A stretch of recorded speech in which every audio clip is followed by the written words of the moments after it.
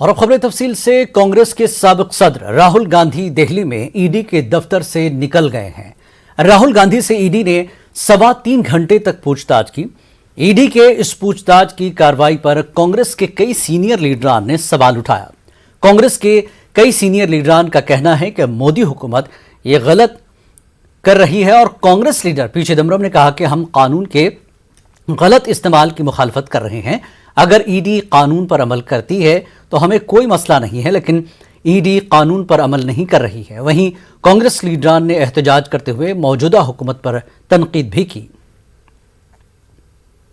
बर्बरता की हद पार की गई और आज भी उसी तरह से उसको दोहराया जा रहा है। कल केसी वेणुगोपाल जी के साथ जिस तरह दुर्व्यवहार किया गया, हरीश रावत जी के साथ जिस तरह दुर्व्यवहार किया गया, पी चिदम्बरम जी के साथ जिस तरह दुर्व्यवहार किया गया, वो लोकतंत्र के लिए शर्मनाक है। और आज जब बीमारी की हालत में केसी वेणुगोपाल जी यहाँ बैठे हैं तो प्रशासन जिस तरह से दुर्व्यवहार कर रहा है, छीना झपटी कर रहा है, वो लोकतंत्र के लिए शर्मनाक है। हमारे हकों से हमें क्यों रोका जा रहा है? हमें शांतिपूर्ण प्रदर्शन क्यों नहीं करने दिया जा रहा है? जांच एजेंसी का दुरुपयोग किया जा रहा है विपक्ष की आवाज को दबाने के लिए। उसके विरोध में हम शांतिपूर्ण धरना देना चाहते हैं, उसके विरोध में हम शांतिपूर्ण मार्च निकालना चाहते हैं। हमारा राजनीतिक अधिकार है, ये लोकतांत्रिक अधिकार है। हमें उस अधिकार से कैसे वंचित रख सकती है सरकार? क्या ये लोकतंत्र है? That's why this has become a banana republic. They are trying to make India as a banana republic. They are trying like that. There is no democracy. There is no legal values. There is no freedom of expression. There is no freedom of travel. Nothing is there. You can see that. We have already told them we are peacefully protesting. Allow them protest.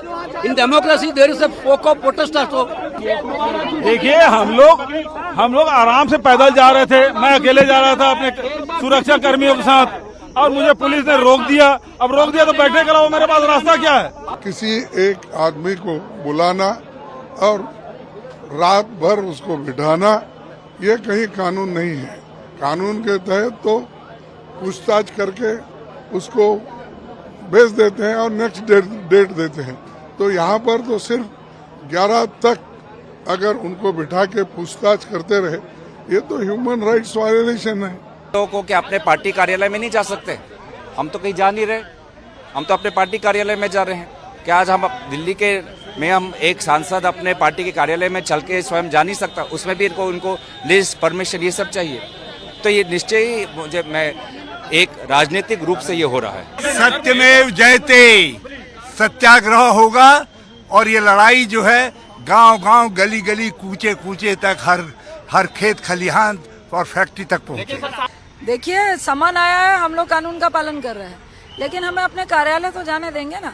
कार्यालय जाने में आपको इतना भय क्यों हो रहा है? पूरी दिल्ली को चौक चबंद किया हुआ है, लोगों को आप डिस्टर्ब कर रहे हैं, ट्रैफिक को डिस्टर्ब कर रहे हैं। इससे बढ़िया तो था आप हमें शांतिपूर्वक जाने देते तो हम लोगों को डिस्टर्ब नहीं करते। इस तरह की बैरिकेडिंग से आप पूरी दिल्ली को क्यों जाम कर रहे हैं? कांग्रेस लीडर सचिन पायलट ने मोदी हुकूमत पर हमला करते हुए कहा कि कांग्रेस पार्टी के बुलंद हौसलों के आगे बीजेपी बौखला गई है। सचिन पायलट ने कहा कि हम न डरने वाले हैं और ना ही झुकने वाले हैं। उन्होंने कहा कि बीजेपी के इस गुरूर को हम चकनाचूर कर रहेंगे।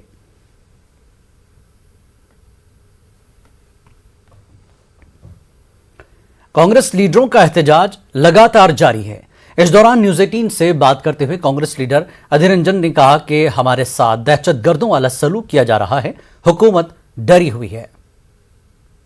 अधीर रंजन चौधरी मेरे साथ हैं। सर, दूसरा दिन है आज राहुल गांधी को ईडी बुलाया और आप लोग प्रदर्शन कर रहे हैं। हम भी शांतिपूर्ण तरीके से सत्याग्रह की मुताबिक हम चाहते थे कि राहुल गांधी की जो जेस्चर ऑफ सॉलिडारिटी उनको थोड़ा साथ दे, वो भी हम तो करने ने तो देते ही हैं।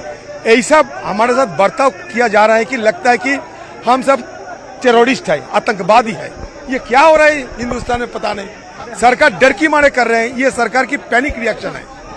मुझे लगता है सरकार की पैनिक रिएक्शन है। सर, लेकिन कल भी यही हुआ तो, और आज भी आपको बाहर भी नहीं निकलने दिया यार। कॉर्डन कर रहे हैं, सरकार डर की मारे कर रहे हैं। देखिए, लगता है ब्रिटिश जमाना आ गया हिंदुस्तान में। इसी तरह से सर जारी रहेगा आंदोलन?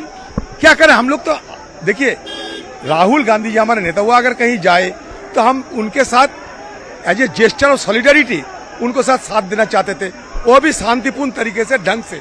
ये नहीं कि हम कोई गैर कानूनी कोई काम करते हैं, फिर भी डर की मारे नहीं जाने देते। तो अधीर रंजन चौधरी साहब कह रहे हैं कि सरकार डर रही है, हम कोई गैर कानूनी काम नहीं कर रहे हैं। कैमरामैन अंकित के साथ नई दिल्ली से अशरफ काज़मी, न्यूज़ 18। और कांग्रेस लीडर नासिर हुसैन ने कहा कि हुकूमत ईडी, सीआईडी और सीबीआई का गलत इस्तेमाल कर रही है। ये लड़ाई लंबी चलने वाली है और हम मुल्कगीर सतह पर मुहिम चला रहे हैं। उन्होंने कहा कि अपोजिशन को ब्लैकमेल, टॉर्चर करने की कोशिश की जा रही है। जिस तरीके के फांसीवादी ताकतों के खिलाफ हम लोग लड़ रहे हैं, ये लड़ाई लंबी होने वाली है।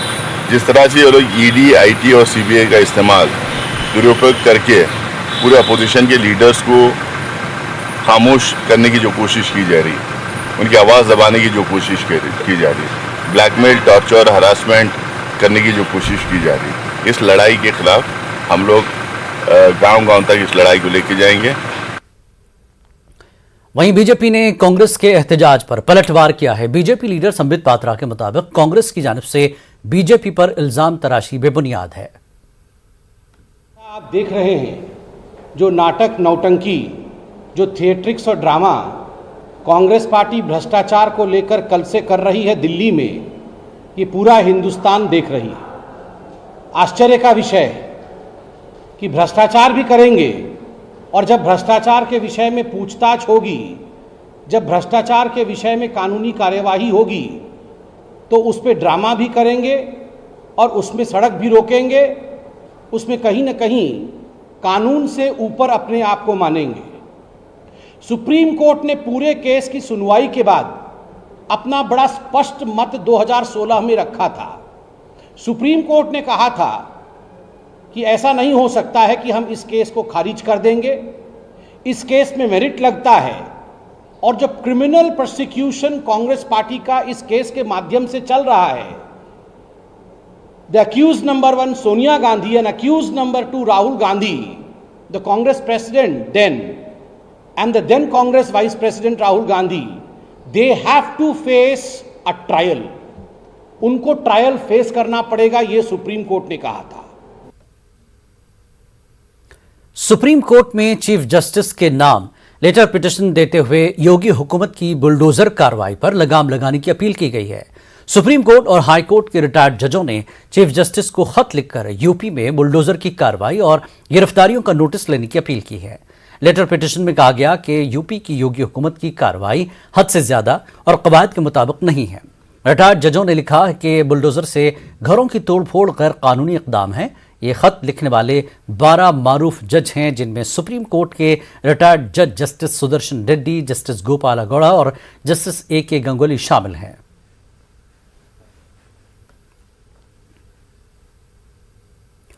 All India Muslim personal law board के जरिए बुलडोजर कार्रवाई को दहशतगर्द बताया है। बोर्ड के रुकन डॉक्टर कासिम रसूल इलियास ने न्यूज़ 18 उर्दू से बात करते हुए कहा कि पत्थर का जवाब गोली से नहीं दिया जाता।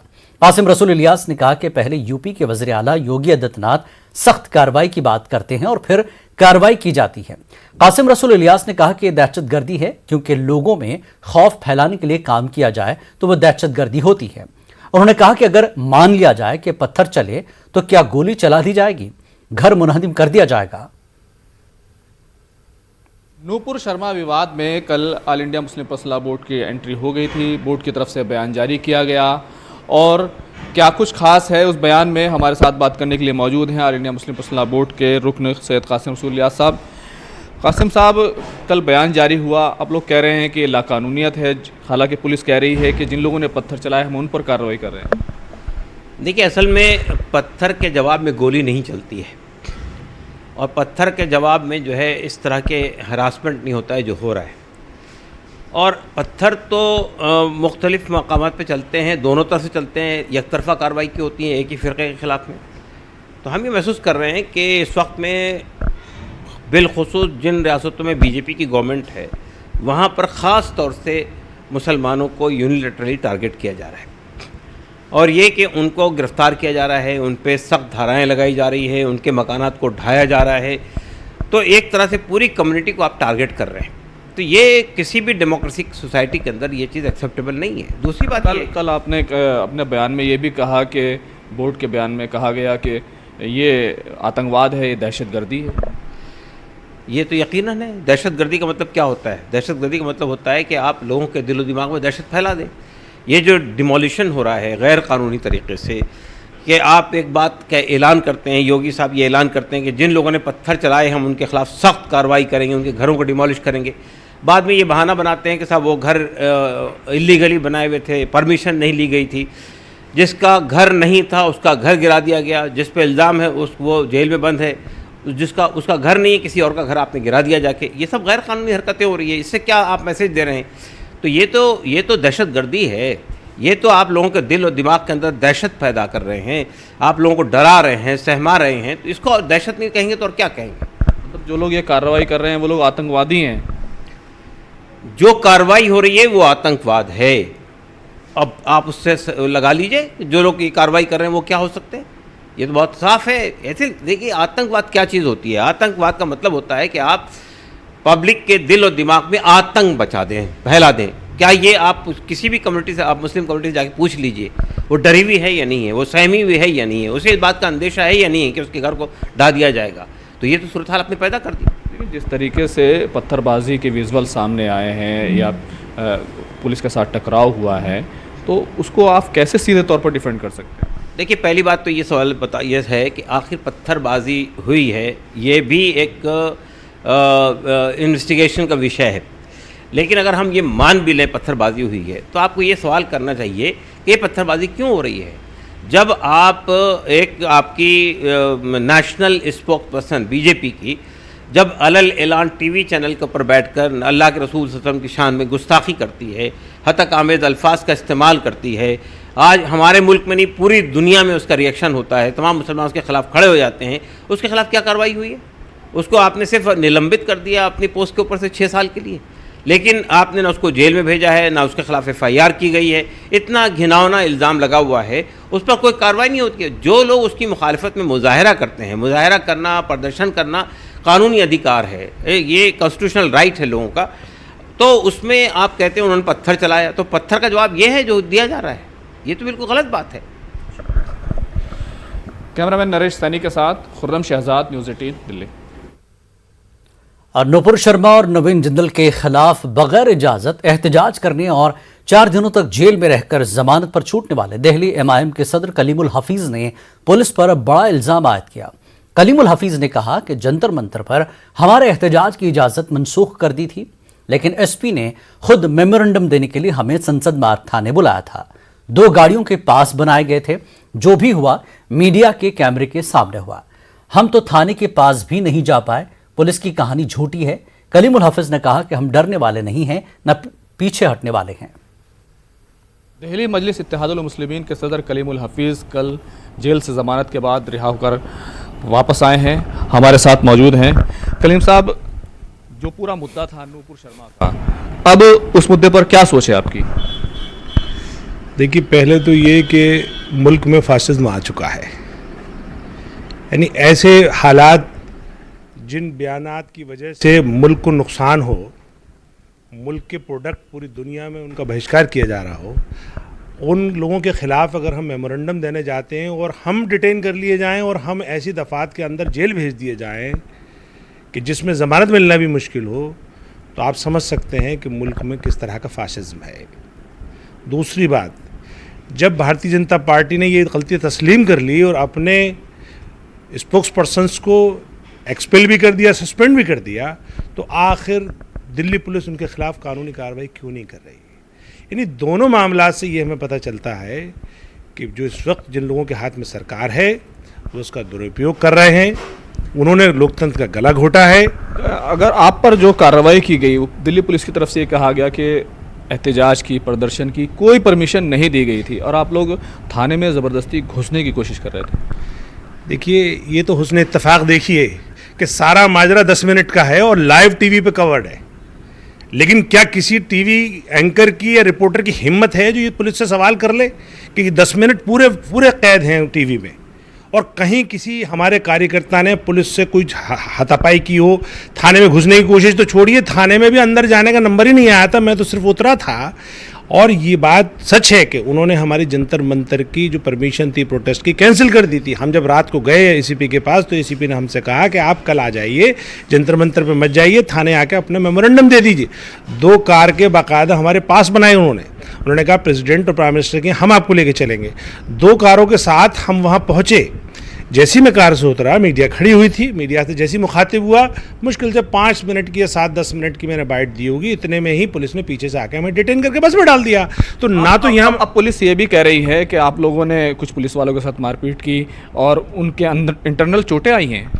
ये सब देखिए, पुलिस कितनी, उसका काला रूप देखिए, बर्बर रूप देखिए, झूठा रूप देखिए, लाइव कैद पूरा वाकया, टीवी कैमरों में कैद। अच्छा, आखिर जो मीडिया को चौथा स्तंभ इसलिए कहा जाता है ना, क्योंकि वो उसकी वो आंख है देश की। तो देश की आंख देख रही थी कि किसी ने कोई हाथापाई तो छोड़िए, किसी ने ज़बरदस्ती भी नहीं की। उन्होंने हमसे कहा आप बैठिए, हम उसमें कार में बस में बैठ गए। कोई किसी तरह का हमने हाथापाई नहीं की, किसी तरह की थाने में घुसने की कोशिश नहीं की, लेकिन पुलिस ने रस्सी का सांप बनाकर हमारे खिलाफ झूठा केस लगाया और हमें डिटेन करके 4 दिन हमें जेल की सख्तियों में डाला। आप लोग 4 दिन जेल में रहे, डिटेन रहे, उससे आप लोगों ने क्या सबक सीखा है? क्या फिर आप लोग ऐसा ही प्रदर्शन करेंगे? देखिए, मुझे उस बैरिक में रखा गया जिससे शहीद आज़म भगत सिंह को 23 दिन अंग्रेज़ों के जुल्म के ख़िलाफ़ रखा गया था। तो अंग्रेज़ों के भी पैर उखाड़ दिए थे शहीद आज़म ने, चूँकि वो जुल्म था। और अब ये भी जुल्म है, उसी हवालात में हमें रखा गया है। तो इंशाअल्लाह इस हुकूमत के भी पैर उखड़ जाएंगे और हम किसी तरह से भी न डरने वाले हैं, न पीछे हटने वाले हैं, न हमारे हौसले पस्त होने वाले हैं। कैमरामैन नरेश सैनी के साथ खुर्रम शहजाद, न्यूज़ 18 दिल्ली। खबरनामे में एक बार फिर आपका इस्तकबाल है। वज़ीर दिफा राजनाथ सिंह ने अग्निपथ स्कीम का ऐलान कर दिया। इससे फौज को मुख्तसर मुद्दत के लिए ज्वाइन करने का रास्ता खुल गया है। इस स्कीम के तहत फौजियों की भर्ती सिर्फ 4 साल की मुद्दत के लिए की जाएगी। तीनों अफवाज के सरबराहों ने 2 हफ्ते कबल वज़ीर आज़म नरेंद्र मोदी को फौजियों की भर्ती के लिए अग्निपथ स्कीम के बारे में आगाह किया था, जिससे फौजियों को मुख्तसर मुद्दत के लिए फौज में शामिल करने की राह हमवार होगी। इस स्कीम की खास बात यह होगी कि अब फौज के रेजिमेंट में जात पात, मजहब और इलाके की बुनियाद पर भर्ती नहीं की जाएगी, बल्कि एक मुल्क के शहरी के तौर पर होगी। यानी किसी भी जात, मजहब और इलाके के नौजवान किसी भी रेजिमेंट के लिए दरख्वास्त दे सकते हैं। स्टाफ के पद का सृजन, डिपार्टमेंट ऑफ मिलिट्री अफेयर्स का गठन, ऑर्डिनेंस फैक्ट्री बोर्ड का कारपोरेटाइजेशन, पॉजिटिव इंडिजनाइजेशन लिस्ट का प्रमोलगेशन। इसी प्रकार डोमेस्टिक प्रोक्योरमेंट के लिए 68% कैपिटल प्रोक्योरमेंट बजट का आवंटन और एफडीआई कैप का 74% तक बढ़ाना, यह कई ऐसे महत्वपूर्ण कदम सरकार ने उठाए हैं भारतीय रक्षा व्यवस्था को मजबूत करने के लिए। इसी दिशा में भारतीय सेनाओं को विश्व की बेहतरीन सेना बनाने के लिए उस दृष्टि से आज कैबिनेट कमेटी ऑन सिक्योरिटी ने भी एक ऐतिहासिक फैसला किया है। आज का अग्निपथ नामक एक ट्रांसफॉर्मेटिव योजना हम ला रहे हैं, जो हमारी आर्म्ड फोर्सेस में ट्रांसफॉर्मेटिव चेंजेज लाकर उन्हें फुली मॉडर्न और वेल इक्विप्ड बनाएगी।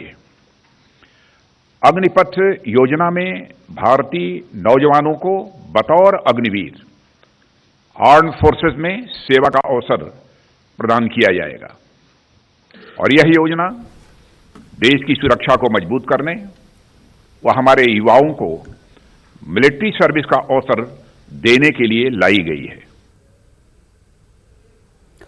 मोदी हुकूमत लोगों को नौकरियां देने की समत में बड़ा कदम उठाने जा रही है। हुकूमत ने खुद इसका ऐलान किया है। मंगल की सुबह वज़ीर आज़म के दफ्तर ने जानकारी देते हुए कहा कि मोदी हुकूमत अगले 1.5 साल में 10 लाख नौकरियां देगी। पीएमओ ने एक ट्वीट में कहा कि वज़ीर आज़म नरेंद्र मोदी ने तमाम महकमों और वजारतों का जायजा लिया है और हिदायत दी कि मिशन मोड में अगले 1.5 साल में 10 लाख लोगों को भर्ती किया जाएगा। कांग्रेस ने इस ऐलान पर तंज किया है। कांग्रेस के तर्जुमान रणदीप सुरजेवाला ने कहा, ट्वीट करते हुए वज़ीर आज़म को रोजगार से मुतल्लिक उनका वादा याद दिलाया। उन्होंने लिखा कि बेरोजगारी में तारीखी इजाफा हुआ है। सुरजेवाला ने पीएमओ के इस ऐलान को जुमलेबाजी से ताबीर किया। दूसरी जानिब एमआईएम सरबराह असदुद्दीन ओवैसी ने भी 18 महीनों में 10 लाख नौकरियों के मरकज के ऐलान पर तंज किया है। असदुद्दीन ओवैसी ने पीएमओ के उस ऐलान को इंतखाबी एजेंडा करार दिया है। असदुद्दीन ओवैसी ने पीएम मोदी को 2 करोड़ नौकरियां देने का वजीर आजम को वादा याद दिलाया। ओवैसी ने सबसे पहले मंजूरशुदा 55 लाख असामियों को पुर करने का मरकज से मुतालबा किया। तो 8 साल में तो 16 करोड़ नौकरियां आपको देना था, आप भूल गए उसको। और अब आप कह रहे हैं कि मैं 24 में, क्योंकि चुनाव आ रहा है पार्लियामेंट का और राजस्थान का, मध्य प्रदेश, छत्तीसगढ़ का चुनाव है, गुजरात का, आप कह रहे हैं कि मैं 5-5 लाख नौकरी दूंगा। भाई 16 करोड़ नौकरियों का क्या हुआ, आप बता दीजिए हमको, वो क्यों नहीं दिया आपने? और ये जो 10 लाख नौकरी का आप बोल रहे हैं, 10 लाख नहीं 55 लाख सेंट्रल गवर्नमेंट के पास सैंक्शन पोस्ट है, आप क्यों नहीं देते? वो 10 लाख क्यों दे रहे हैं आप? और चौथी बात यह है कि 8 साल में आपने तो कॉन्ट्रैक्चुअल अपॉइंटमेंट आपने अपॉइंट किया, जिसको हिंदी में कहते हैं कि संविदा कनन जारी, यानी कोई भी किसी को हायर करेगा, फायर करेगा, कीमतें सरकार की वजह से बढ़ रही है तो उसकी तनख्वाह नहीं बढ़ेगी, माने एक किस्म से स्लेवरी करेगा। ये क्या कर रहे हैं? आपने तो कुछ नहीं किया। डॉलर तो अब करीब 79 रुपीज हो चुका है। अनएम्प्लॉयमेंट भारत में 7.83 है। आप तो पहले साल, हर साल 2 करोड़, वो झूठ साबित हुआ, जबकि 16 करोड़ नौकरियां मिलनी चाहिए थी। अनएम्प्लॉयमेंट 7.83 है, इन्फ्लेशन हाईएस्ट है। और आपके ही केंद्र सरकार में 10 लाख नहीं 55 लाख से ज्यादा वैकेंसीज है, उसको फिल करिए आप पूरा, इन्फ्लेशन को कंट्रोल करिए, उसके ऊपर बात ही नहीं होती। और ऐलान कर दिए, क्योंकि अब चुनाव है गुजरात के, फिर उसके बाद दूसरे कर्नाटक है, मध्य प्रदेश, राजस्थान, छत्तीसगढ़ है, फिर 24 में चुनाव है, तो अब कह रहे हैं कि 5-5 लाख देंगे। सबसे पूरे विश्व में अगर कहीं नौजवान युवा बेरोजगार है तो भारत में है, और प्रधानमंत्री ऊंट के मुंह में जीरा दे रहे हैं।